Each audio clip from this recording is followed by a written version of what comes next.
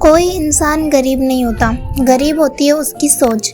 एक सोच ही तो है जो गरीब को और गरीब बना रही है और अमीर इंसान को और ज़्यादा अमीर बना रही है। और अगर ये फ़र्क हर किसी को समझ आ जाता तो आज सब अमीर होते।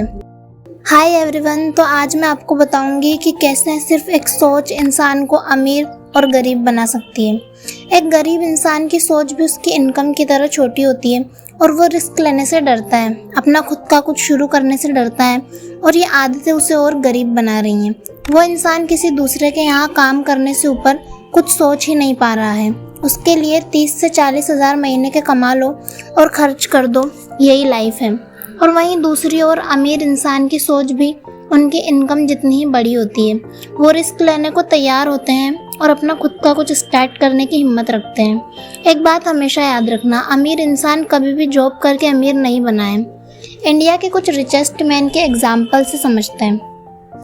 ये है मुकेश अंबानी। इन्हें इंडिया के रिचेस्ट मैन में से एक माना जाता है। क्या ये कोई टिपिकल जॉब करके इतने रिच हुए हैं या कोई गवर्नमेंट जॉब करते हैं जिससे इतने रिच हैं? Answer no. इन्होंने बिजनेस चूज किया, इन्होंने खुद का कुछ करने के बारे में सोचा और आज रिलायंस इंडस्ट्री और जियो टेलीकॉम के चेयरमैन एंड मैनेजिंग डायरेक्टर हैं। और ये है गौतम अडानी। ये कोई बचपन से ही रिच नहीं है, इनका बचपन गरीबी में बीता है। फैमिली की फाइनेंशियल कंडीशन भी इतनी स्ट्रॉन्ग नहीं थी। अपनी कॉलेज की पढ़ाई को बीच में ही छोड़ दिया जब समझ आया कि कुछ बड़ा करना है तो बड़ा रिस्क लेना पड़ेगा। अब ये मत सोचने लगना कि कुछ बड़ा करने के लिए तो कॉलेज की पढ़ाई छोड़ना ज़रूरी है, क्योंकि लोग गलत बातें जल्दी समझते हैं। मैं सिर्फ उनकी लाइफ के बारे में बता रही हूँ। कुछ साल एक डायमंड कंपनी में नौकरी करके हीरो की क्वालिटी देखी, बिजनेस स्ट्रेटजी सीखी और कुछ सालों की मेहनत के बाद खुद का डायमंड ब्रोकरेज बिजनेस स्टार्ट किया। अगर उस टाइम सिर्फ नौकरी में फंस कर रह जाते तो दुनिया के रिचेस्ट मैन नहीं होते। बहुत सारे लोग कहते हैं बिजनेस स्टार्ट करने के लिए तो पैसे चाहिए होते हैं, ये सब तो पैसे वालों का काम है। लेकिन ये इंसान कौन सा पैसे वाला था? एक चोल में रहता था, फैमिली की कंडीशन सही नहीं थी, इससे ज़्यादा गरीब क्या होगा? भले ही ये गरीब थे लेकिन इनकी सोच गरीब नहीं थी। इनकी सोच कुछ बड़ा करने की थी जिसने आज इन्हें इंडिया के रिचेस्ट मैन में से एक बना दिया। लेकिन सिर्फ सोचने से कुछ नहीं होता, मेहनत करनी पड़ती है, टाइम लगता है और पेशेंस रखना पड़ता है। लेकिन यहाँ तो कोई बिजनेस 2 से 3 महीने ठीक से किया नहीं कि रिजल्ट एक्सपेक्ट करने लगते हैं, और अगर रिजल्ट 0 है तो उस बिजनेस को छोड़ के कुछ नया ढूंढने लगते हैं। लेकिन रियलिटी ये है कि अगर आप मेहनत नहीं करेंगे और किसी भी बिजनेस में कंसिस्टेंसी नहीं रखेंगे तो आप कोई भी बिजनेस करो, उसमें सक्सेस नहीं हो सकते। इंडिया में तीसरे सबसे रिचेस्ट मैन की बात करते हैं, वो है शिव नाडार। इन्होंने आईटी सेक्टर में HCL की स्थापना करके भारत को ग्लोबल टेक्नोलॉजी मैप पर मजबूत पहचान दिलाई। इन एग्जाम्पल के थ्रू बस आपको इतना समझना है कि ज़रूरी नहीं है कि कोई भी बिजनेस स्टार्ट करने के लिए बहुत सारे पैसे होना ज़रूरी है। हाँ, लेकिन आपकी सोच का बड़ा होना बहुत ज़रूरी है, क्योंकि जब आप बड़ा सोचोगे ही नहीं तो बड़ा करोगे कैसे? इन्होंने भी अपने बिजनेस की शुरुआत एक छोटे लेवल से ही की थी, लेकिन पूरी ज़िंदगी दूसरे के यहाँ नौकरी करने से बेहतर इन्होंने खुद का कुछ करने के बारे में सोचा और इसी वजह से ये इंडिया के रिचेस्ट मैन की लिस्ट में आते हैं।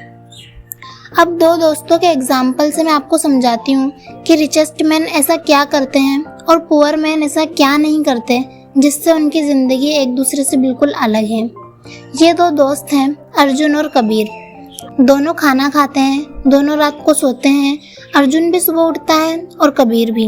तो इन दोनों में ऐसा क्या डिफरेंस है कि दोनों दोस्त होते हुए भी कबीर रिच और अर्जुन पुअर रह गया? डिफरेंस सोच का है। इन दोनों की सोच ने ही इनके डायरेक्शन चेंज कर दिए।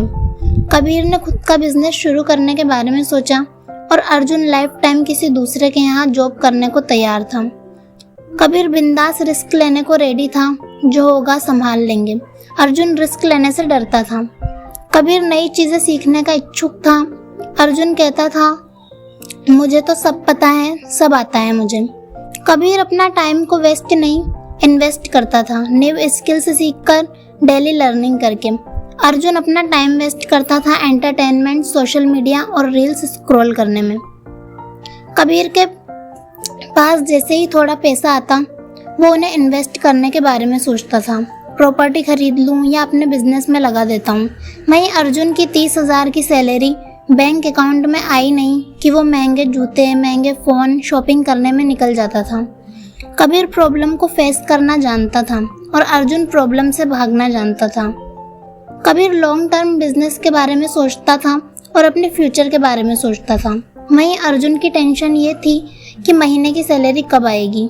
अब अर्जुन कहता है, मेरी तो किस्मत ही खराब है, भगवान तो भेदभाव कर रहे हैं, इसे अमीर बनाया, मुझे गरीब। जबकि दोनों ने शुरुआत एक साथ की थी, बस सोच के फर्क ने दोनों की डायरेक्शन चेंज कर दी।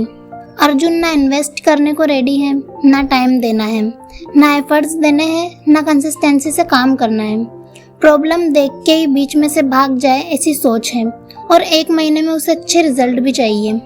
अब आप ही सोचो, ऐसी सोच वाले इंसान को सक्सेस कैसे मिलेगी। वैसे पुअर सोच रखने वाले की एक और क्वालिटी होती है, उसकी लाइफ में जो भी प्रॉब्लम हो रही हो वो उसका ब्लेम दूसरों पर डालता है।